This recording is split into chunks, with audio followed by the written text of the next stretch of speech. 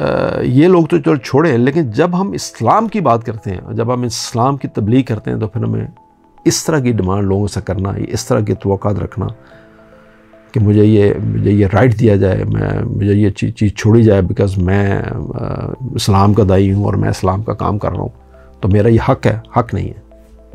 आप इस्लाम के लिए काम कर रहे हैं, अल्लाह के लिए काम कर रहे हैं, इसमें आपका हक़ नहीं है। अस्सलाम वालेकुम, मेरा नाम है शाहिद अयूब, आप देख रहे हैं रीडर टीवी।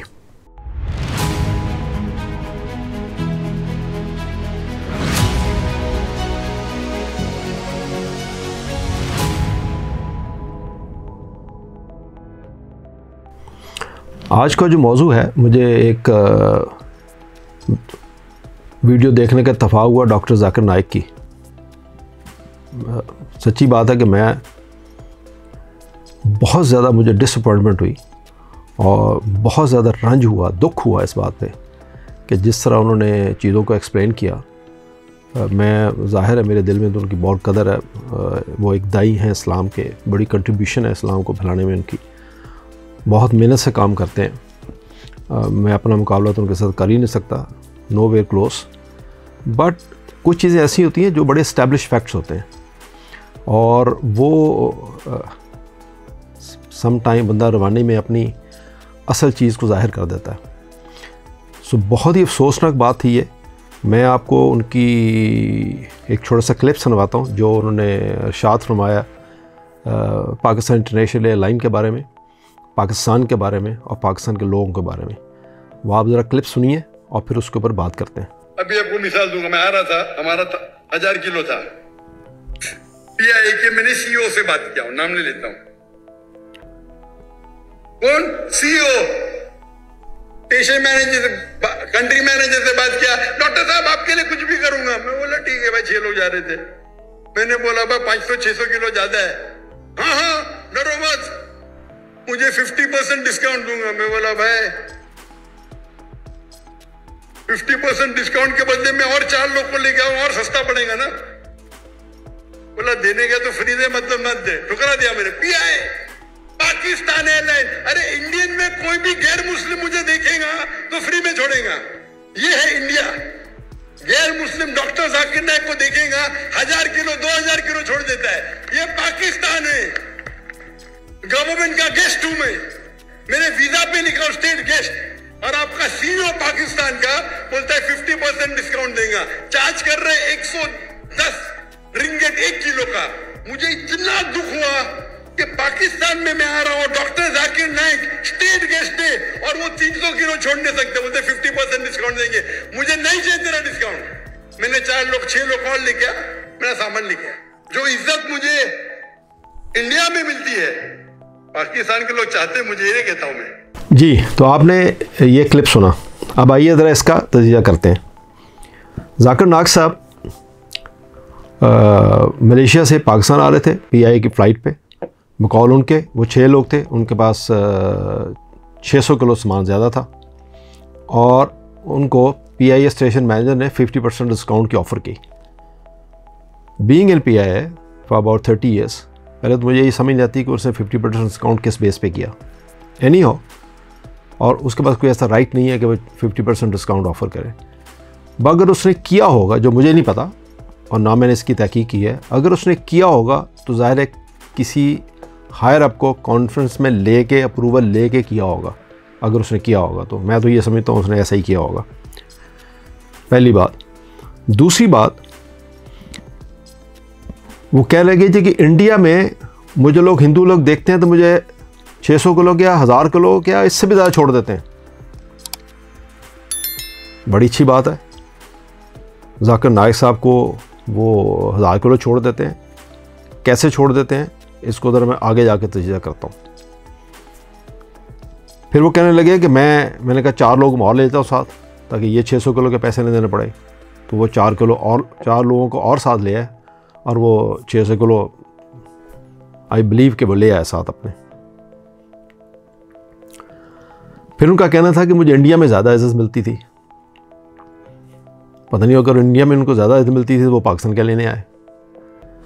सबसे पहली बात तो मैं अर्ज़ करूं कि मुझे सच्ची बात है ये यकीन ही नहीं हो रहा कि ये जो बातें कही गई हैं वो डॉक्टर जाकिर नाइक ने कही हैं, क्योंकि मैं उनको एक अरसे से सुन रहा हूँ और मैं उनका बड़ा मुतक़िद हूँ और बड़ा ज़ाहिर है कोई एक आलम है, जैसे मैंने कहा एक दाई है, तो मेरे दिल में तो उनकी बहुत इज़्ज़त है। मैं तो यकीन करने को तैयार ही नहीं हूँ कि ये अल्फाज उनके हैं, क्योंकि सम टाइम फेक वीडियोस बनती हैं और वो फिर नशर भी होती हैं और आपको समझ नहीं आती है कि एआई के साथ जोड़ के लोग क्या क्या किस किस तरह की वीडियोस बनाते हैं, और बाद में पता पड़ता है कि वो सारी फ़ेक वीडियोस थी। और अल्लाह करे ये भी फ़ेक ही हो, क्योंकि मेरा नहीं ख्याल कि जाकिर नाइक साहब इस तरह की बातें कर सकते हैं। इस्लाम का दाई हो और वो ये समझे कि उसको कोई इल्लीगल फ्री फेवर करेगा। इस्लाम के दाई अगर वो हैं तो वो अपनी ज़ात के लिए दूसरों की खिदमत कर रहे हैं, इस्लाम को फैला रहे हैं, वो किसी दूसरे पे एहसान नहीं कर रहे हैं। वो उनके वो उन्होंने ख़ुद ऑप्ट किया है ये दाई बनना, उसके बदले उनको कोई सलाह नहीं चाहिए लोगों से, उसके बदले उनको ये नहीं चाहिए कि लोग उनको एक्सपेंसिव गिफ्ट दें, उनको फेवर्स दें, उनको पैसे दें। ये सब वो डिमांड नहीं कर सकते। यही इस्लाम का कहना है। मैं इस्लाम की बहुत ज़्यादा इन डेप्थ जितना वो जानते हैं मैं तो नहीं जानता, बट मैं उसकी मोटी मोटी बातों को ज़रूर जानता हूँ। आइए इसमें ज़रा मोटी मोटी बातों को देखते हैं कि इस्लाम इसके बारे में क्या कहता है। ये डेफिनेटली अगेन मैं ये कहता हूँ कि मुझे अल्लाह करे कि ये सब उन्होंने ना कहा हो, तो हम एक जनरल बात करते हैं कि आइए इस्लाम इसके बारे में क्या कहता है। इससे पहले या हज़रत उमर फ़ारूक के एक बड़ा मशहूर वाक़या है। एक जंग में माल गनीमत इकट्ठा हुआ, तो जब माल गनीमत सबको बांटा गया तो लोग बैठे हुए तो उन्होंने कहा कि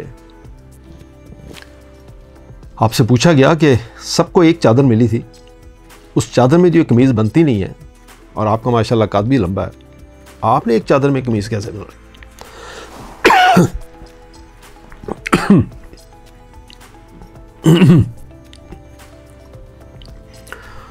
आपने एक चादर में कमीज़ कैसे बना ली? तो आपने कहा कि अपने बेटे की तरफ इशारा करके कहा, एक चादर मेरे बेटे को मिली थी और एक मुझे, मेरे बेटे ने चादर मुझे दी और दो चादरों को जोड़ के मैंने एक अपनी कमीज़ सिलवाई। अगर हज़रत उमर फ़ारूक रज़ी अल्लाह ताला अन्हु, क्या शान उनकी, क्या मुकाम है उनका, अगर उनको एक चादर का हिसाब देना पड़े बतौर खलीफा, वो लोग उनसे पूछें कि आपके पास चादर कहाँ से आई थी, तो आप बताइए कि हम कैसे कह सकते हैं कि हमें ये फेवर दे दी जाए और वो फेवर दे दी जाए, और नहीं दे दी जाए तो आप सब बुरे। आगे चलिए, अगेन हज़रत उमर का वाक़या। उनको एक ज़मीन का टुकड़ा पर्शियन एम्पायर की तरफ से ऑफ़र किया। जब ये पर्शियन एम्पायर कॉन्कर हुई तो उनको एक टुकड़ा ऑफ़र किया गया, तो आपने ये लेने से इनकार कर दिया कि मुझे खौफ है कि अगर मैंने ये तोहफ़ा लिया तो ये कहीं करप्शन का सोर्स ना बन जाए मेरे लिए और मेरे से आने वालों के बाद के लिए एक तकलीद ना बन जाए, एक नमूना ना बन जाए कि ये लेना जायज़ है। ये ना लोग समझें कि उमर ने लिया था और हम भी लें। आप अंदाज़ा कीजिए, जिस इस्लाम की तबलीग हम कर रहे हैं, तो क्या उस इस्लाम में ये सब लेना या डिमांड करना या हक समझना ये जायज़ है? तो फिर हम इस्लाम की तबलीग क्यों करते हैं? आगे आइए, हज़रत अली रज़ियल्लाहु ताला अन्हु, उनको एक हैंडसम अमाउंट ऑफ़र की गई गवर्नर इजिप्ट की जानिब से, तो उन्होंने ये कह के ठुकरा दी कि अगर मैंने ये जो मुस्लिम ट्रेजरी है इसमें से पैसा लेना, ये इंतहाई गैर मुनासिब चीज़ है बतौर गिफ्ट, ये मेरा हक़ नहीं है कि जाके मैं डिमांड करूं कि मुझे ये दे दिया जाए। मैं दरमियान में फिर एक दफ़ा कहूँगा कि मैं तो एक बहुत गुनाहगार आदमी हूँ, हम सब लोग ये गलतियाँ करते हैं, लेकिन उसका ये मतलब नहीं कि हम उसको जस्टिफाई करें। मेरा बिल्कुल मानना नहीं है कि डॉक्टर जाकिर नाइक ने ये बात कही होगी, क्योंकि ज़ाहिर है जिस मुकाम पे वो हैं उस मुकाम पे वो ये नहीं कह सकते कि मुझे 600 किलो सामान छोड़ दिया जाए। मेरा कहना ये है, बट मीडिया पे अगर है तो मैं सिर्फ उसी रेफरेंस से ये वीलॉग कर रहा हूँ। अब आपको मैं एक और कोट करता हूँ। अबू उबैदा बिन जरार को कहत के ज़माने में सख्त कैद पड़ा हुआ था, उनको खाना दिया गया कि आप ये खाना खा लें।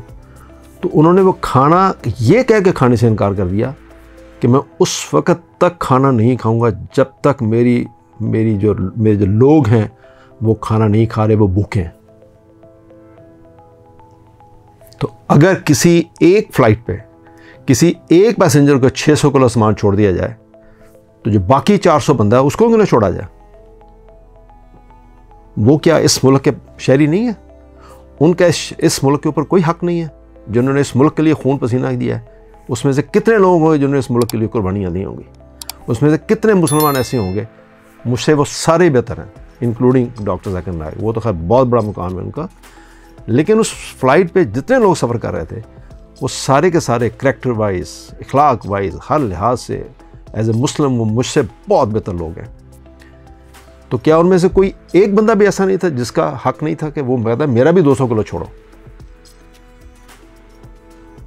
किस बना पे आप ये कह सकते हैं कि मुझे ये हक है? इस्लाम में तो ये है कि अगर आप किसी के घर जाएं तो जाकर नॉक करें, 2 दफ़ा करें, 3 दफ़ा करें, दरवाज़ा नहीं खुलता तो वापस आ जाएं। यह आपका हक नहीं है कि आप उस दरवाजे के ऊपर प्लांग के अंदर चले जाएं या आप फिर उसको कंटिन्यूसली नॉक करते जाएं। इतनी सख्त पाबंदी है। मैं आपको एक अपना वाक़या सुनाता हूँ।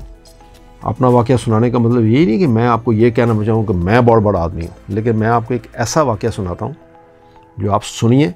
और अब मैंने इस एयरलाइन के लिए तकरीबन 28 से 30 साल मैंने अपना खून पसीना एक किया है और बड़ी ईमानदारी के साथ नौकरी की है। मेरी एक ट्रांसफ़र हुई लाहौर से कराची। ट्रांसफ़र के ऊपर PIA 250 किलो सामान आपको इजाज़त देती है कि आप एक वोचर देती है कि ये 250 किलो सामान आप जब ट्रैवल करें by air from your home station to next station तो आप वो ले जा सकते हैं। और एक वोचर देती है एक ट्रक का कि आप अपने घर का पूरा सामान जिसमें फर्नीचर और भारी चीज़ें होती हैं वो आप ट्रक के ज़रिए ले जा सकते हैं। ये 2 चीज़ें होती है। तो मैं जिस दिन जा रहा था तो मेरे पास कोई 120 किलो के करीब सामान था। मैं ले के एयरपोर्ट पहुंचा तो मैंने उसे कहा ये मेरा सामान है, मेरी ट्रांसफ़र हो रही है, मेरा बुक कर दो। तो उसने मुझे कहा कि वोचर। तो मैंने जब वोचर देखने लगा तो मुझे अपनी गलती का एहसास हुआ कि वो वोचर जो है मैं घर भूल आया हूँ। तो मैंने कहा यार वोचर मैं घर भूल आया हूँ, लेकिन मेरे पास वोचर है, ये मेरे पास ट्रांसफ़र लेटर है, ये तुम देख सकते हो कि मेरी ट्रांसफ़र हुई है। उसने कहा जी ट्रांसफ़र लेटर तो सर बिल्कुल ठीक है, बीइंग एज कैप्टन। उसने कहा सर आपके पास ट्रांसफ़र लेटर तो ठीक है, लेकिन मुझे वो वोचर चाहिए जिसके ऊपर अथॉरिटी है आपकी सामान ले जाने की। मैंने कहा वो तो नहीं है। तो उसने कहा फिर सामान तो नहीं आप ले जा सकते। मैंने कहा वोचर आपको कल मैं कहूँगा किसी को आपके पास ले आएगा वोचर, या अभी घंटे बाद आ जाएगा वोचर, तो मेरा फ़्लाइट चली जाएगी, मिस हो जाएगी। उसने कहा नहीं सर, पहले वोचर होगा फिर सामान बुक होगा और फिर आप जाएंगे। ये बात हो रही थी तो एक सिक्योरिटी वाला जो उस एरिया में लाउंज में सिक्योरिटी पे मामूल कुछ लोग होते हैं जो चीज़ें देख रहे होते हैं, रिपोर्ट कर रहे होते हैं कि क्या कोई चीज़ बंदा रिश्वत नहीं ले रहा है या कुछ गड़बड़ तो नहीं हो रही। तो मेरे पास आया, उसने कहा सर क्या बात है सामान बुक नहीं करा रहे। तो मैंने कहा मैं चूँकि अपनी गलती की वजह से थोड़ा सा गुस्से में था, जला हुआ था, हो जाता है इंसान। तो मैंने उसे कहा कि हाँ मैं कोशिश कर रहा हूँ फ्री चला जाए। अब वो सुन के चला गया। अब उसने ये समझा कि मैं वाकई फ्री ले जाने की कोशिश कर रहा हूँ। उसने जाके मेरी रिपोर्ट कर दी कि कप्तान साहब आए थे 120 किलो सामान फ्री ले जाने की कोशिश कर रहे हैं। तो मैंने काउंटर वाले से कहा यार ठीक है, ऐसा है कि वो मेरे पास वोचर तो नहीं है, तो मैं ऐसे करो मुझे इसकी रसीद बना दो, मैं आपको पैसे दे देता हूँ। उसने रसीद बनाई, मैंने मेरे पास वोचर था घर पे और मैं उस एयरलाइन पे पायलट था। मुझसे उसने 120 किलो के पैसे लिए और फिर मेरा सामान चढ़ाया। उस रसीद को मैंने जेब में रख लिया और मैं कराची आ गया। 2 दिन बाद मुझे एक्सप्लेनेशन लेटर मिला कि जी आप मुझे बताइए, आप हमें बताएं कि आपने 120 किलो सामान बगैर पैसे लिए कराची लेके आ गए हैं, तो आपके खिलाफ डिसिप्लिनरी एक्शन क्यों नहीं किया जाए। तो मैंने उससे कहा मैं फ्री नहीं लाया, वो तो ऐसे मैंने सरसरी एक बात की थी, ये मेरे पास वाचर है, इसकी मैंने पेमेंट की है। खैर वो केस ख़त्म हो गया। तो एज ए पायलट अगर मुझे 120 किलो के पैसे देने पड़े, हालांकि मेरे पास वाचर था फ्री का, मेरे पास अथॉरिटी थी, तो जिसके पास 600 किलो सामान लाने की अथॉरिटी ना हो, ना वो स्टेशन मैनेजर के पास अथॉरिटी है, वो अथॉरिटी है एक कंपिटेंट अथॉरिटी के पास जो CEO है या जो भी उस हायरार्की में जो लोग आते हैं, अगर उनको लाना था वो स्टेट गैस थे, मोस्ट वेलकम, वो 5000 किलो लेके आते हैं। लेकिन वो जो बंदा काउंटर पे खड़ा है ना, जिसको आप गाली दे रहे हैं या जिसको गाली तो नहीं दे रहे, बुला बारा कह रहे हैं, तो वो उसके बेचारे के पास कोई अथॉरिटी नहीं है कि वो आपको सामान छोड़ दे। आपके पास अथॉरिटी होनी चाहिए थी स्टेट की तरफ से या किसी CEO की तरफ से। आपने CEO का भी उसमें जिक्र किया, उनके पास अथॉरिटी नहीं है इस तरह की कि आपका सामान छोड़ दिया जाए और आप पाकिस्तान को बुरा भला कहें और उनको लोगों को बुरा भला कहें। इसी सिलसिले में मैं आपको कुछ और चीज़ें में कोट करता हूँ। जो हम कहते हैं ना कि हम इस्लाम भी तकलीद तो बात करते हैं, लेकिन जब अपने में बात आती है तो हम कहते हैं कि हम ना तो चैलेंजेबल हैं, ना हमें को पूछ सकता, जो चाहे हम करें, और जो हम कह रहे हैं वही इस्लाम है और जो हम कह रहे हैं वही सारा कुछ है। अगेन, क्योंकि मैं यकीन नहीं करता कि ये अल्फाज सुन के हैं, इतना बड़ा आलम, इतना बड़ा दाई ये बात कैसे कर सकता है, मुझे तो यकीन नहीं आ रहा। सूरह बकरा में है, आपस में एक दूसरे का माल ना हक ना खाओ। अंदाजा कीजिए, और तुम जानबूझकर लोगों के माल में से जो कुछ खाओगे वो गुनाह है। ये उसका मफहूम है, एग्जैक्ट आप उसमें जाकर पढ़ सकते हैं। इस आयत में वाज़ेह किया गया है कि किसी का माल नाजायज़ तौर पर लेना या किसी को रिश्वत देकर किसी का हक मारना हराम है। ये चीज़ें इस तरह हासिल करना ये बिल्कुल हराम के ज़ुमरे में आता है। हज़रत फ़ातिमा का एक मशहूर, मैं इसको अब शॉर्ट करता हूँ, 1000 वाक़यात इस तरह के। हज़रत फ़ातिमा रज़ियल्लाहु ताला अन्हा एक दफ़ा हुज़ूर सल्लल्लाहु अलैहि वसल्लम की खिदमत में हाज़िर हुई तो कहने लगी कि मुझे घर के काम में मुश्किल हो रही है, मुझे एक खादमा की ज़रूरत है। वो आपकी बेटी थी, आप उनके लिए कुछ भी कर सकते थे, बड़ी अजीम बेटी थी, उनकी ये दरख्वास्त मानी भी जा सकती थी। आपने क्या कहा? आपने कहा कि मैं क्यों ना तुम्हें इससे बेहतर चीज़ बताऊं जो तुम मांगने आई हो। जब तुम बिस्तर पे जाओ तो 33 बार सुभान अल्लाह, 33 बार अल्हम्दुलिल्लाह और 34 बार अल्लाह अकबर पढ़ो। खादमा नहीं दी, क्या उनका हक नहीं था? हुजूर की बेटी। हम क्या हैं? एक इंसान, आम, गुनहगार, लालची, ढोंगी, कहते कुछ हैं करते कुछ हैं, होता कुछ है, अंदर हमारे कुछ और होता है, बाहर कुछ और होता है। 20-20 साल हम एक लिबादा ओढ़े पहन के फिरते हैं और फिर सडनली जाहिर हो जाते हैं कि हम क्या हैं। अब अंदाज़ा कीजिए कि हुज़ूर सल्लल्लाहु अलैहि वसल्लम ने फ़ातिमा को क्या कहा। आपने अपनी बेटी की इस फरमाइश पर उन्हें यह सहूलत फराहम नहीं की, और क्यों नहीं की ये सब आप जानते हैं। आपके सामने एक छोटा सा सवाल रखता हूँ, आप इसमें मुझे कमेंट्स में ये ज़रा बताइएगा कि ये जो मैंने आपको कोट कर रहा हूँ आपकी इसमें क्या राय है। मैं चूँकि एक प्रोफेशनल आदमी हूँ, एक प्रैक्टिकल आदमी हूँ, मैं दूसरी तरह के एग्जांपल्स आपके सामने रख सकता हूँ, बल्कि एक नहीं 2 रखूँगा और उसके बाद वीडियो ख़त्म करता हूँ। पहला सवाल, मैं खाते पीते घंटे से तलक रखता हूँ, ये नहीं मैं एक्चुअली रखता, मैं ऐसे मिसाल दे रहा हूँ। अल्लाह ताला ने मुझे सब कुछ दिया, क्या मैं मज़ीद पैसा कमाने के लिए रिश्वत को जायज़ समझूं? मुझे कहीं रिश्वत देनी पड़े तो क्या मैं दूं? बिजली का मीटर की बात नहीं कर रहा, मज़ीद पैसा कमाने के लिए मुझे पैसे की ज़रूरत नहीं है। इस चीज़ को ज़हन में रखिए, मेरे पास अल्लाह का दिया सब कुछ है, मैं मज़ीद ना भी कमाऊँ तो यशी की ज़िंदगी गुजार सकता हूँ। क्या मैं मज़ीद कमाने के लिए रिश्वत देने के लिए मैं कोई फतवा लेके मैं रिश्वत दे सकता हूँ, जायज़ करार दे सकता हूँ रिश्वत को? पहली बात। दूसरी बात, जो जहाज़ में फ्लाई करता रहा हूँ 777, उसके 1 मिनट, अगर वो 1 मिनट भी जहाज़ उड़े, मुझे अब तो याद नहीं, छोड़े हुए काफ़ी अर्सा हो गया, तो उसकी ऑपरेशनल कॉस्ट जैसे फ्यूल, सैलरीज, ये वो, दिस एंड दैट, 10 से 15,000 रुपया एक मिनट की, 10,000 रुपये मिनट की कॉस्ट होगी, something like that, not to be exact, रफली। जब जहाज़ एक जगह से उड़ा, यानी फ़र्ज़ करें सुबह 9 बजे वो फ़्लाइट स्टार्ट हुई, तो उस जहाज़ के जो इंजन आवर्स काउंट होने शुरू हो गए, एयर फ्रेन, क्योंकि जहाज़ में हर पार्ट की लाइफ है, तो उसकी हर चीज़ की लाइफ काउंट होना शुरू हो गई जैसे ही आपने इंजन स्टार्ट किया। और फ़र्ज़ करें आप दुबई पहुँचे 11 बजे, तो ये जो 2 घंटे थे, 120 minute multiply by that amount, that comes to the operational cost of the aircraft. लाखों में बनेगी, करोड़ों में बनेगी। तो एक एक मिनट की जो कॉस्ट है वो जहाज़ की काउंट होती है, तो वो 2 घंटे की कॉस्ट बन गई, जो भी आप मल्टीप्लाई करके देख लीजिए।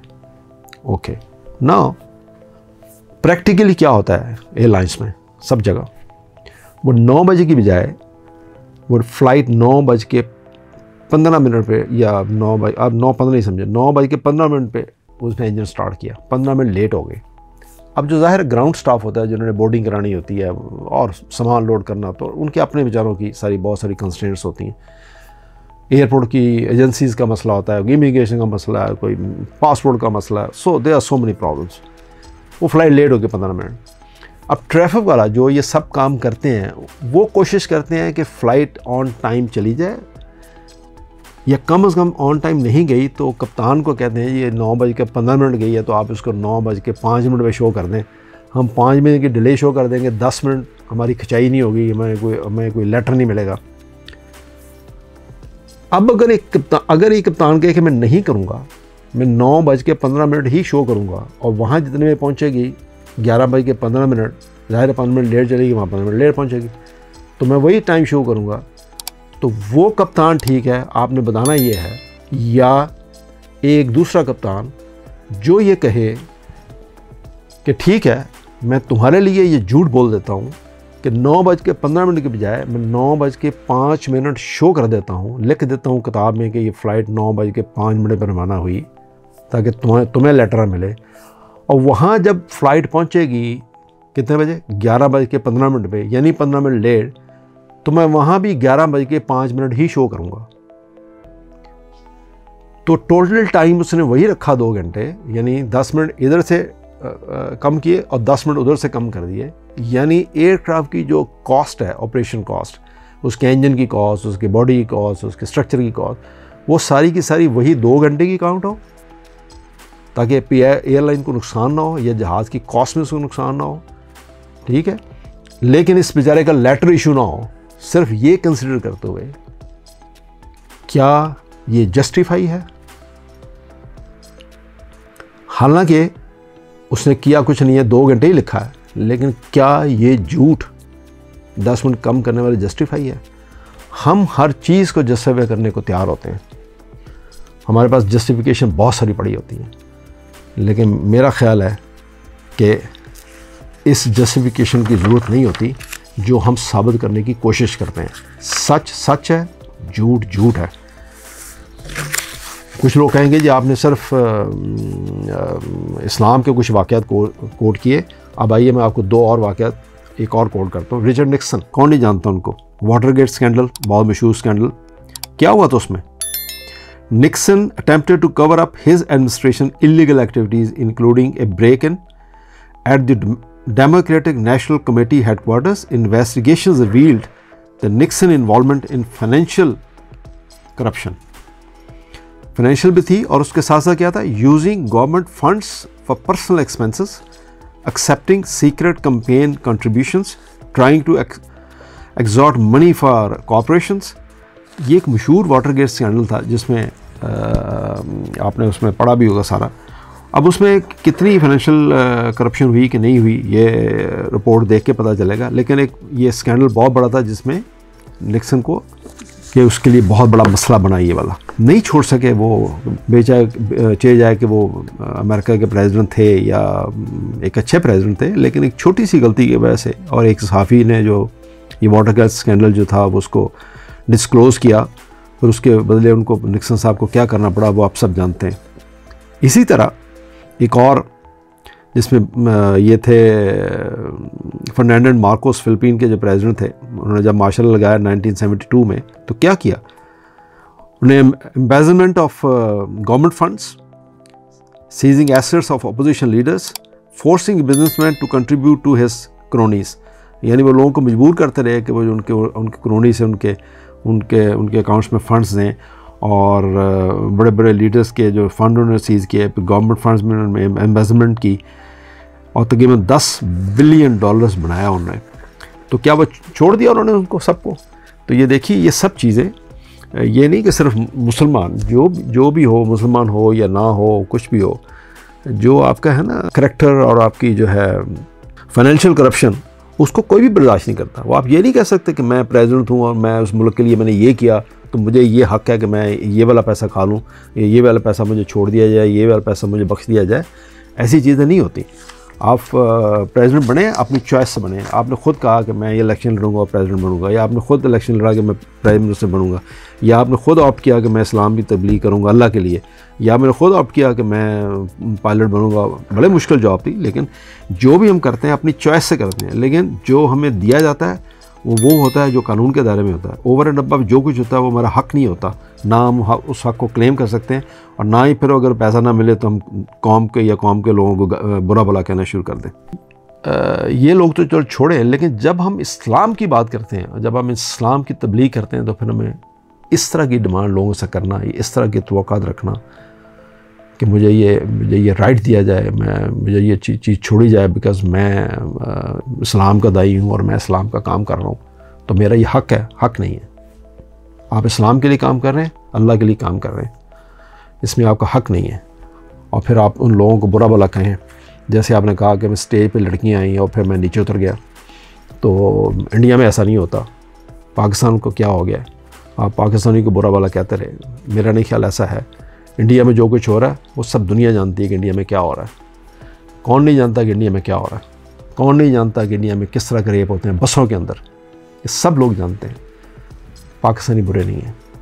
आपने पाकिस्तान को बहुत लताड़ा, यानी हो अगर आपने ये सब कहा है, तो मैं तो अगेन ये कहूँगा कि ये क्लैरिफाई उनको करना चाहिए कि उन्होंने ये सब नहीं कहा। ये सारा कुछ AI का कमाल है और ये उन्होंने नहीं कहा। तो जो के लिए शुक्रिया। अगर किसी को बात बुरी लगी हो तो मैं माफ़ी चाहता हूँ।